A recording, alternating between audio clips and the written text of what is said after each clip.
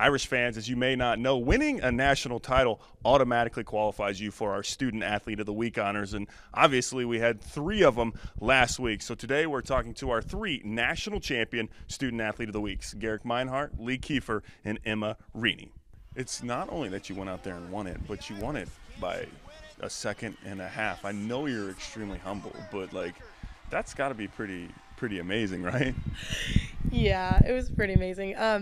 I could feel it while I was swimming. During the pullouts underwater, I can see them next to me, but I didn't realize exactly how big the gap was until I watched the video. What were you feeling? Did you think it was going to be that easy? It was almost like a walk in the park.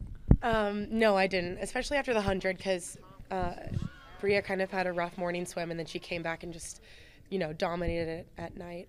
And so everyone was hyping it up to be some huge race between Bria and I, rivalry or whatever.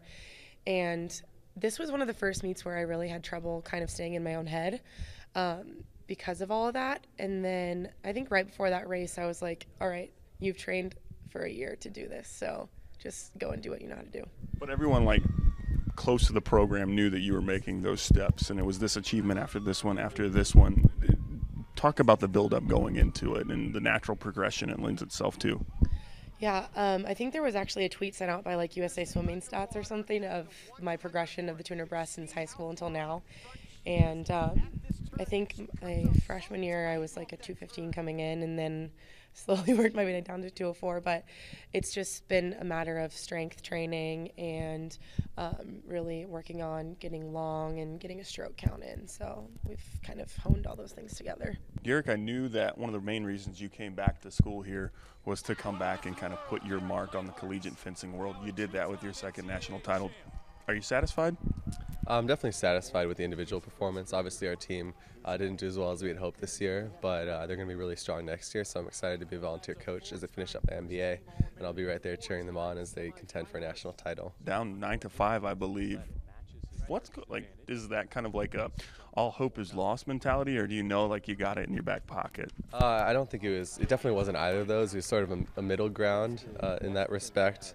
David, the person I was fencing against, is one of my teammates, and he came out really strong, and he was fencing really well. So I fell behind by a few touches, like you mentioned, and I just didn't want to let my last NCAAs go and slip away without really putting up a fight. So I tried not to let discouragement set in or anything like that, and I just fought for every touch, and I knew that I could come back if I just kept working. And regardless, even if I didn't, I wanted to fight for every touch and make sure that I made the most out of my last NCAA. So I'm happy I was able to, come back and then put it over the top. 2 titles in 2 years, your first 2 years here. What do you feel like you have left to accomplish? I'm really hoping that we can win NCAAs as a team. I think that's our next step. Next year, we have a lot of strong incoming freshmen, so I think we have a good chance. You defeated Madison. What is that like, that a lot of you guys are friends away from the court, but this is your teammate, someone that you practice with and go against every single day, and to take that from her, what is that like? I've known Madison since we were probably younger than 10 years old, so it goes back even farther than being teammates at Notre Dame. She was fencing so well, but we were talking before the bout, and we were both just so happy to be there and proud to represent Notre Dame in the finals. What does this place mean to you?